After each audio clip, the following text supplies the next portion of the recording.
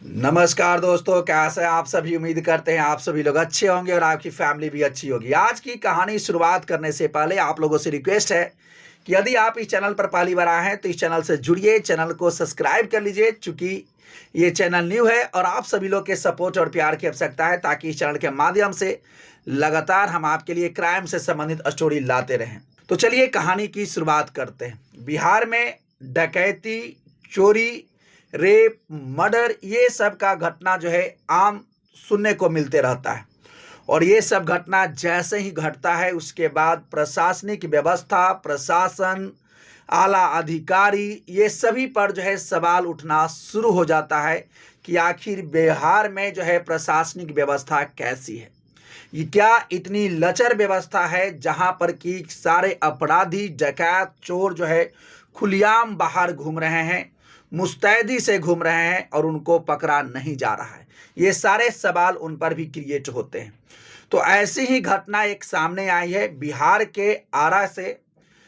सोमवार लगभग 10 बजे का समय रहा होगा, तारीख 10 फरवरी। दो अपराधी एक बाइक से आते हैं, उसके बाद एक ज्वेलरी स्टोर में जो है लूट की घटना होती है और लगभग आधे से 1 घंटे के अंदर 25 करोड़ का सोना लूट लिया जाता है और उसके बाद वो लोग वहां से रफो चक्कर हो जाते हैं। उसके बाद चूंकि ये आम है, जब कोई घटना घट जाती है उसके बाद प्रशासन आती है और वही उस दिन भी हुआ। घटना घट गया, अपराधी भाग गए, उसके बाद प्रशासन आती है, इसकी तहकीकात में जुटती है। हालांकि कुछ अपराधी जो है पकड़े भी जाते हैं, लेकिन पूरा क्या है मामला, ये पूरा जो है डिटेल से हम आपको समझाते हैं, बताते हैं। तो दोस्तों, आज की जो सच्ची घटना हम आपको सुनाने जा रहे हैं वो बिहार के आरा की है। ये 10 फरवरी सोमवार का दिन रहा होगा, लगभग 10 बजे का समय रहा होगा और उसी बीच चूंकि होता है जितने भी शोरूम होते हैं वो सभी के सभी खुलते हैं। और ये जो आरा का जो है ज्वेलर्स का जो शोरूम है ये भी 10 बजे खुला था। जितने भी स्टाफ वगैरह थे सब आ रहे थे और जो है साफ सफाई का काम चल रहा था। गार्ड अपने गेट पर जो है तैनात थे मुस्तैदी के साथ। उसी बीच एक बाइक आता है और उस पर 2 लड़के सवार होते हैं। वो दोनों के दोनों उतरते हैं और जो है ज्वेलर्सी स्टोर के अंदर जाने का प्रयास करते हैं, लेकिन गार्ड जो है उनको कहते हैं कि अभी जो है अंदर साफ सफाई का काम चल रहा है, आप थोड़ा सा इंतजार कर लें। और ये लोग इतने डकैत इस टाइप से थे, ये लोग इंतजार भी करते हैं, लगता है कि भाई हम अच्छे कस्टमर हैं। जब साफ सफाई का काम हो जाता है उसके बाद जो है ये लोग अंदर जाते हैं और जैसे ही जाते हैं तो जो एक नॉर्मल जो होता है ग्राहक की तरह उसे ट्रीट करते हैं। और इनके जाने के बाद 2 बाइकें और आती है और उस पर भी लगभग प्रत्येक बाइक पर 2 लोग 3 लोग इस टाइप से लोग थे और सभी के सभी बारी बारी से यानी शोरूम के अंदर दाखिल हो जाते हैं। और लगभग जो है 10:30 बजे का समय रहा होगा। जैसे ही ये लोग अंदर दाखिल होते हैं तो सभी के सभी लोग जो है अपना पिस्टल निकाल कर यानी लोगों को धमकाना और डराना शुरू करते हैं कि सभी जितने भी स्टाफ हो वो सभी एक दिशा में आ जाओ। और उसके बाद जो है लूट की घटना शुरू हो जाती है। कुछ लोग जो थे यानी कट्टा लेकर किसी के कनपट्टी में बंदूक भिड़ाए हुए हैं और जितने स्टाफ थे उसको सभी के एक साइड कर रहे थे ताकि उनको लूटने में आसानी हो। ये लोग जो है अब शुरुआत से ही अपने काम को बांट करके आए थे, यानी कुछ लोगों का काम था कि जो अंदर शोरूम के अंदर है उनको डराना, धमकाना, उनको बंदूक तमंचा दिखाना।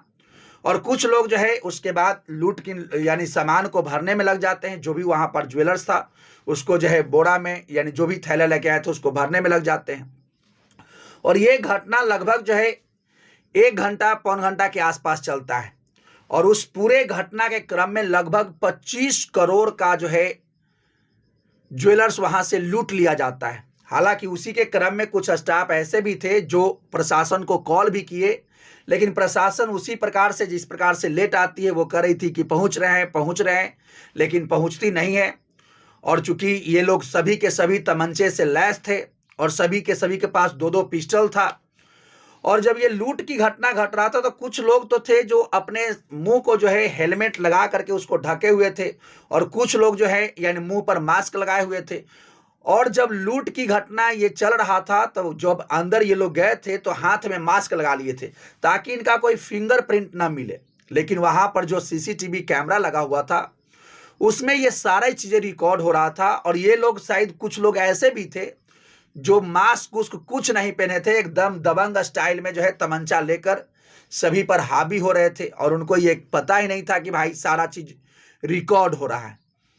लेकिन उसमें से कुछ स्टाफ जो है दरिया दिली दिखाते भी है, उनको लगता है कि भाई कुछ हो जाए, बच जाए कुछ सामान। वो प्रशासन को इसके बावजूद, ये लोग जब ऐसा कर रहे थे उसके बावजूद भी वो लोग कॉल करते हैं, लेकिन किसी का भी कॉल जो है रिसीव नहीं होता है, या बार बार ये कहा जाता है कि पहुंच रहे हैं, प्रशासन नहीं आती है। ये सभी लोग लूट लेते हैं सामान, उसके बाद यहाँ से ज्वेलर्स लूट कर भाग जाते हैं। उसके बाद वहां पर बिहार की पुलिस जिस प्रकार से जानी जाती है वो पहुंचती है। उसके बाद छानबीन होना शुरू होता है कि कितने लोग थे, तो वहां के स्टाफ मेंबर बताते हैं कि लगभग 10 से 11 लोग थे। सभी के पास जो है तमंचा था, और जो बाहर के जो गार्ड थे उसको जो है उसका बंदूक छीन लिया जाता है, और उसको भी जो है सभी स्टाफ के साथ ही उसको भी एक साथ कोना में जो है खड़ा कर दिया जाता है, और हाथ ऊपर कराकर, ताकि जो है वो कोई भी चालाकी न कर सके और ये लोग अच्छे तरीके से लूट सके। और जैसे ही लूट की घटना होती है उसके बाद प्रशासन पहुंची और सारी जो है वहां का जो वीडियो फुटेज था प्रशासन को दिया जाता है। और चूंकि आज का प्रशासन जो है डिजिटल रूप से थोड़ा सा तो स्ट्रांग जरूर हुआ है, इन सभी के पास जो है ये वीडियो का क्लिप भेजा जाता है, और ये कहा जाता है कि जरूरत पड़ने पर आप कहीं पर नाकाबंदी भी कर सकते हैं ताकि जो ये लोग चोर जो हैं भाग न सके। उसी बीच एक खबर आती है कि ये लोग जो है छपरा की तरफ जो है बिहार यानी पटना से एक पुल जाती है उधर की ओर, वहां से ये लोग भागने का प्रयास कर रहे थे। उसी बीच यानी प्रशासन को ये शक होता है, जो वहां पर ड्यूटी में तैनात थे, उनको लगता है कि हो न हो यही लोग हैं। इन दोनों के बीच जब मुठभेड़ होता है तो डकैत अपने तरफ से सेफ्टी के लिए ये जो है गोली चला देते हैं। उसके बाद प्रशासन भी अपने तरफ से जवाबी कार्रवाई में गोली चलाती है, और उनके चूंकि नियम ये होता है कि कमर के नीचे आप गोली चला सकते हैं, तो ये उनके पैर पर गोली चलाते हैं, और उनको पैर पर गोली जैसे ही लगता है वो घायल हो जाते हैं। और उसके बाद एक शख्स जो है पकड़ा भी जाता है, और जो ज्वेलर्स वो लोग बैग में भर कर लेके जा रहे थे, वो ज्वेलर्स चूंकि वहीं पर जो है गिर जाता है, और ज्वेलर्स को छोड़कर वो लोग भागते हैं। हालांकि जो भी हो, कुछ ज्वेलर्स तो बरामद जरूर हुआ है जो यहाँ से चोरी हुआ था। और जिस प्रकार से पूर्व प्रशासन जो है मुस्तैदी के साथ काम की है, थोड़ा बहुत तो तारीफ करना ही पड़ेगा। लेकिन स्टाफ मेंबर का ये कहना था कि जब ये लोग अंदर घुसे थे और लोगों को डराना शुरू किए थे, उसी दरमियान ये लोग जो है प्रशासन को कॉल किए थे 1 मिनट, यानी जब इन लोग का घुसते हुए हुआ था उसी दरमियान। अगर उस वक्त प्रशासन आ जाती तो शायद ये लूट की घटना नहीं होती। हालांकि जो अधिकारी हैं वो जो भी सामान लूटा गया है उसका जो है मूल्यांकन करवा रहे हैं कि कितना का सामान जो है अभी बरामद हुआ है और कितना का पूरा जो है चोरी किया गया था, डकैती किया गया था। लेकिन अभी तत्काल जो है प्रशासन कुछ लोगों को हिरासत में जरूर ली है, कुछ लोग पकड़े भी गए हैं, और बहुत जल्द ये उम्मीद भी किया जा सकता है कि बाकी जो चोर हैं, जो डकैत हैं, वो भी पकड़े जाएंगे, और जो ज्वेलर्स जो लूटे गए हैं वो सारा के सारा बरामद किया जा सके। तो ये जो घटना घटा है, इस घटना से बिहार की छवि भी खराब होता है, और प्रशासन के अधिकारियों पर भी ये सवाल उठता है कि आखिर क्या आप क्या कर रहे हैं? क्या आपका यही मुस्तैदी है? क्या आप इसी प्रकार से काम करते हैं?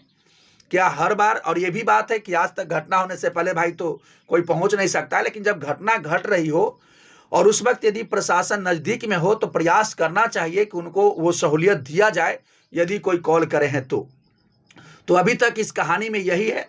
जो लोग तमंचा लेकर के यानी जबरदस्ती पूरे लोगों को डरा रहे थे, दबंग स्टाइल में घूम रहे थे, आज वो गीदड़ की तरह जो है पड़े हुए हैं। तो यही पूरा कहानी था अभी तक का। देखते हैं आगे अपडेट क्या आता है।